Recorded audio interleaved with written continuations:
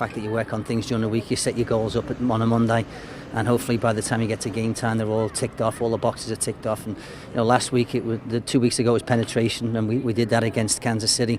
For the West New York game, it was more inside the box, finishing, getting in, watching rebounds, getting on the end of crosses and things like that. And I actually thought we did a better job of it. And this week, I think a little bit of concentration on the midfield area. We really need to combine a little bit more, which is not easy, obviously, with players being away, with Ali being away particularly in the midfield area, and obviously 2 of the back 4 on here all week. So that's always going to be tricky in terms of preparation for the next game. But there's so much confidence in the squad. I feel like I could pick anybody and we'd be okay. But I think the schedule gods have been good to them, and the championship's not won in April or May. The championship's going to be won in July and August. So I'm more worried about getting there and being at our best in July and August. And this is just another game for us. I don't see it as a showdown. I don't see it as going to win any championships this weekend. And we'll just do the best we can with what we've got and hopefully get a result. I'm pretty confident going into the game.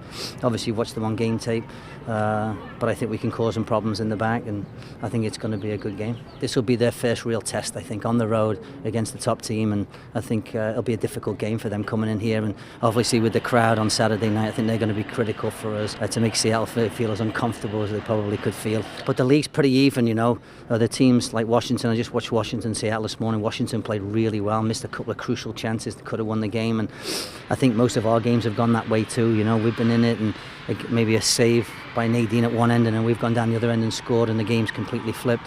So I think at this point in the season, there's not a huge difference between top and bottom right now, and our job is to make sure that the gulf gets bigger, and we keep training hard and we keep improving so the gulf can get bigger between the top and the bottom. But right now it's pretty close. Seattle's got a lot of points on the board already.